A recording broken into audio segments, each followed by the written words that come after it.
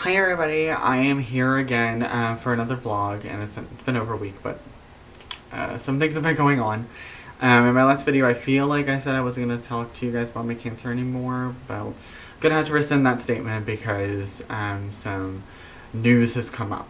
So, I recently told you that recently, in my last video I talked about leg pain that I had, and they've kind of decided that it's actually a side effect of chemo and osteoarthritis in my left hip. And, but my oncologist wanted to just make sure there wasn't anything else going on, and so she ordered a PET scan for me to have, which I did a week and a half ago, and so she ended up calling back a few days later and told me that there wasn't anything in the scan that showed anything wrong with my legs. So we're still going with the side effect of chemo and osteoarthritis in my left hip explanation, and which seems the most likely, obviously, after all these scans. So, but what she did notice is that some lymph nodes in my chest came back positive for cancer. There is a thing with PET scans that there could be a false positive, which is hopefully the case, but just to make sure, what she wanted to do was do a biopsy, which I had the other day. And this one was a needle biopsy because it's the least invasive thing. And the other option is an excisional biopsy, and I've had both of these done back in September when we were trying to originally diagnose everything.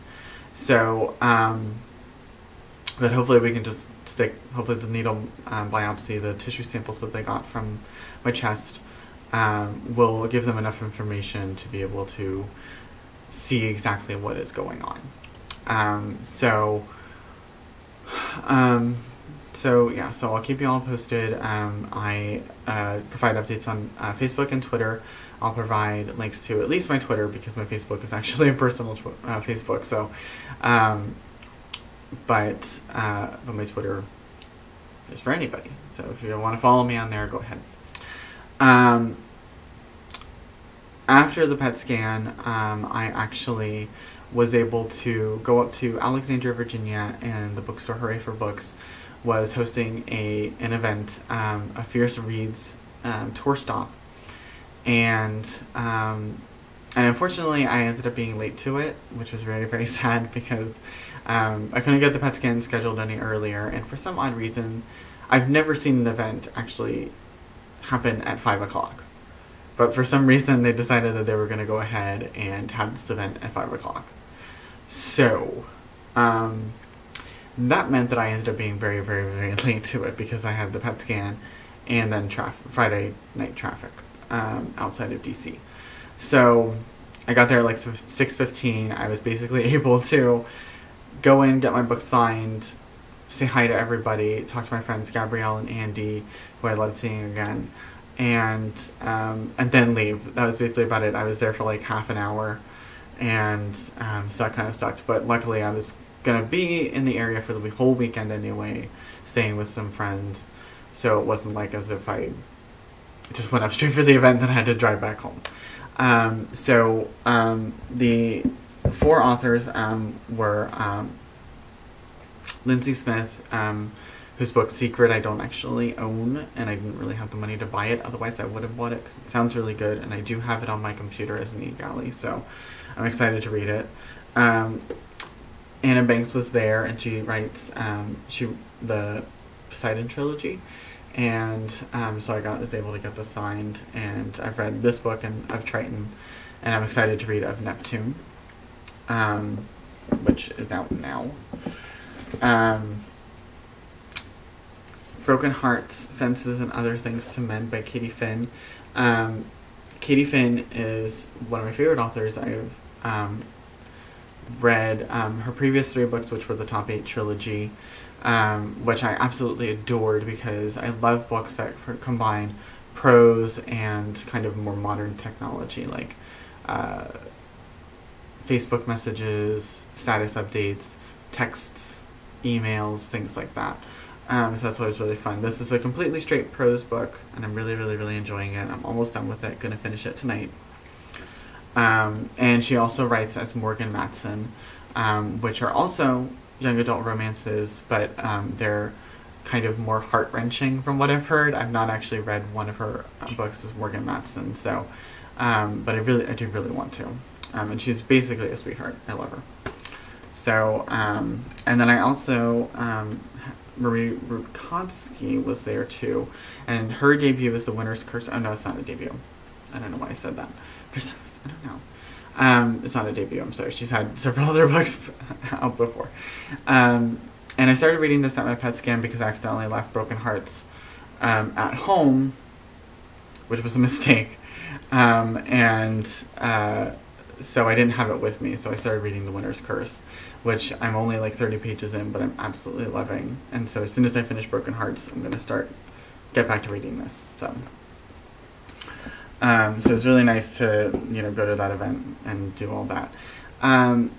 So what I want to try and do in these videos is, when I'm not talking about cancer, go through books that I'm actually reading right now and some books that I've received in the mail that I'm really, really, really excited to read. So I won't go through every single one of the books that I've read, but I want to try and kind of spotlight some titles that I'm really, really excited about that I got recently. So I'm going to show off a few today, and then there'll be a few more next week, and blah, blah, blah, blah, so on and so forth.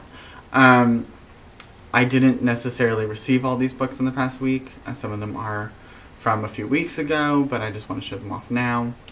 And I also forgot to mention that on the eGalley side, I should have the physical books I was reading, but on the eGalley side, excuse me, I am starting to read The Art of Lainey by Paula Stokes, which I'm really, really excited to read because it's another contemporary book, and I love contemporary books. So let me show off some of the books that I've gotten in the mail recently. From Simon & Schuster, I got an Arc of Rumble by Ellen Hopkins. The reason I even have this is because of Ellen. Because I was trying to get an eGalley of it off of Edelweiss. Simon & Schuster said no, even though I provided a very, very, very good reason for wanting a copy. And Ellen was outraged because she's a friend of mine. And so she basically yelled at Simon & Schuster and was just like, you need to give this boy a book. So they sent me a copy, and I'm really, really, really excited to read this, and I'll probably read it soon. Very, very, very soon. So I love Ellen's books so much. I've read them all. I have pretty much reviewed every single one of her books. She's just an amazing person, an amazing writer, so I love her. I got a bunch of Harper books. If you've been on Twitter, you will see that I posted a picture of the 5 packages that I got from them in one day. In one day, they all came from UPS at the same time. And it was a combination of advanced copies and finished copies. So 2 of them, out of the bajillion that I received, because I probably received about like 30 books from them, are Get Even by Gretchen McNeil, which I'm really, really excited to read because I love Gretchen's books so much. I'm basically a fan for life. And this comes out in September, and I'm really, really, really excited to read it. I'm so happy to have a copy of it. And Rites of Passage by Joy Ann Hensley. And there's 2 reasons I'm really, really excited for this. One of which is the fact that it is a contemporary book. I love contemporaries, as I've said before. And the second thing is actually she lives half an hour away from me in Virginia, and I've met her before. She's very, very, very sweet, and I'm so excited to read her debut. And finally, Firebug by Lish McBride. This also comes out in September. And I read Lish's debut. I absolutely loved it. It was very funny. It was very funny paranormal, which I feel like they don't really exist. There's very, very, very few. And so I'm really, really, really excited to read this new book from her. And yeah. And I love that cover too. It's so good. So I'm going to go ahead and stop talking now because it's already longer than I really wanted it to be. So I will see you all next week. Bye.